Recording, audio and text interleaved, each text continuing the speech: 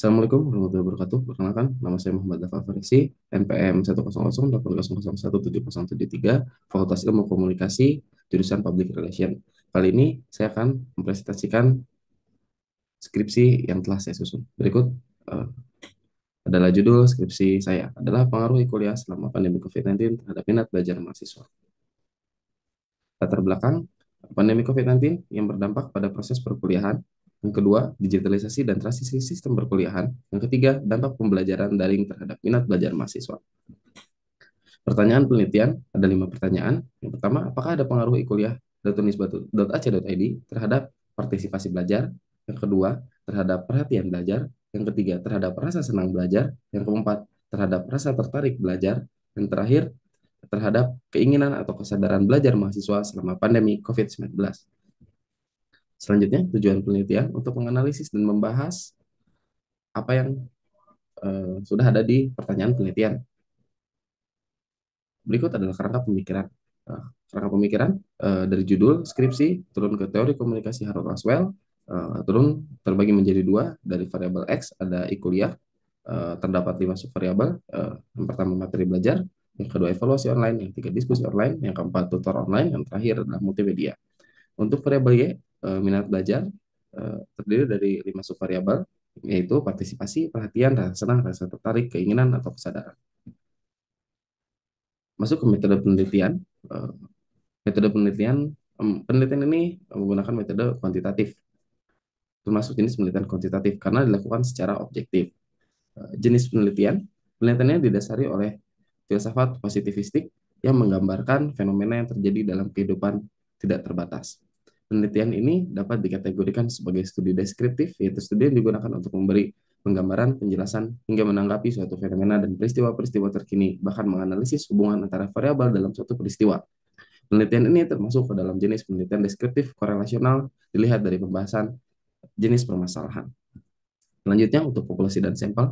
Populasi pada penelitian ini adalah mahasiswa Fakultas Ilmu Komunikasi Unisba angkatan 2017, semester genap yang aktif pada tahun akademik 2020-2021. Jumlah mahasiswa yang menjadi populasi dalam penelitian ini adalah 369 orang. Populasi ini didapatkan dari hasil riset yang dilakukan pada 10 kelas yang terdapat di Fakultas Ilmu Komunikasi tahun 2017 untuk yang menggunakan website kuliah.unisba.ac.id. Populasi dari riset ini kemudian digunakan sebagai sampel dalam penelitian ini. Berikut sampel yang digunakan dalam penelitian ini menggunakan metode simple random sampling. Untuk mencapai besaran jumlah sampel menggunakan metode ini, maka digunakan rumus Lovin. Dari hasil perhitungan rumus Lovin dengan jumlah populasi 369 mahasiswa, maka didapatkan hasil sebagai berikut. Hasilnya 78,67, maka dibulatkan menjadi 80 mahasiswa. Untuk teknik pengumpulan data kuantitatif yang digunakan dan penelitian adalah kuesioner yang efektif untuk menjaring informasi dalam jumlah yang relatif besar. Data yang diperoleh dari kuesioner yang telah dijalankan dan diisi oleh 80 responden dan diolah menggunakan bantuan dari perangkat lunak SPSS versi 26. Teknik analisis data.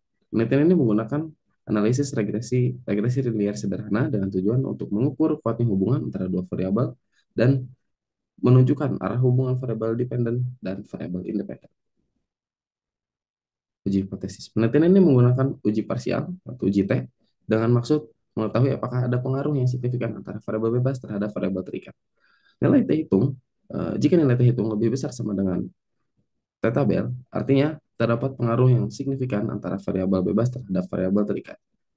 Validitas merupakan taraf ukur suatu penelitian terhadap ketepatan dan keakuratan apa yang diukur. Apabila koefisien korelasi produk momen lebih besar dari 0,3, dinyatakan. Eh, Selanjutnya, reliabilitas. Penelitian ini menggunakan teknik pengukuran reliabilitas alpha Kornbach yang bertujuan untuk menentukan reliabilitas instrumen apabila jawaban responden membentuk skala ataupun jawaban diterjemahkan dalam penelitian sikap. Kriteria penelitian dikatakan reliable apabila koefisien reliabilitas lebih besar dari 0,6. Berikut hasil penelitian. Yang pertama, dengan positifnya pengaruh media pembelajaran daring mempermudah opsi meningkatkan partisipasi dari mahasiswa. Dengan terus meningkatkan kualitas dari pembelajaran media daring, dapat terus meningkatkan tingkat partisipasi dari mahasiswa.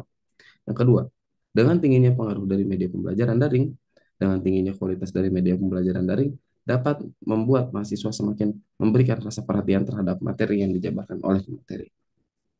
Yang ketiga, dengan pengaruh yang positif, menandakan bahwa media pembelajaran daring dapat terus meningkatkan rasa tertarik dari mahasiswa. Hal ini berkaitan dengan stimulus-stimulus yang diterima oleh mahasiswa saat menjalani perkuliahan. Semakin meningkatnya kualitas dari stimulus ini membuat mahasiswa menjadi lebih responsif terhadap materi. Yang keempat, dengan adanya media pembelajaran daring dapat menjadikan mahasiswa memiliki rasa senang saat menjalani perkuliahan. Dengan rasa senang saat menjalani perkuliahan, maka mahasiswa akan lebih mudah dalam menerima informasi yang diberikan. Dan terakhir, dengan hasil yang ada membuat media pembelajaran daring variabel yang bagus untuk terus meningkatkan keinginan atau kesadaran dari mahasiswa. Dengan tingginya keinginan atau kesadaran yang dimiliki oleh para mahasiswa dapat memperlancar penerimaan informasi yang dialami oleh mahasiswa saat perkuliahan. Kesimpulan, e-kuliah atau media pembelajaran daring memiliki koefisien yang menandakan bahwa e-kuliah memiliki pengaruh yang positif terhadap variabel minat belajar. Hasil dari pengumpulan data dan perhitungan yang telah dilakukan di bab sebelumnya dapat disimpulkan bahwa terdapat pengaruh e-kuliah.unisba.ac tadi selama pandemi COVID-19 terhadap partisipasi, perhatian, rasa senang, rasa tertarik, keinginan atau kesadaran belajar mahasiswa. Sekian presentasi dari saya. Eh, Maaf bila ada kesalahan. Assalamualaikum warahmatullahi wabarakatuh.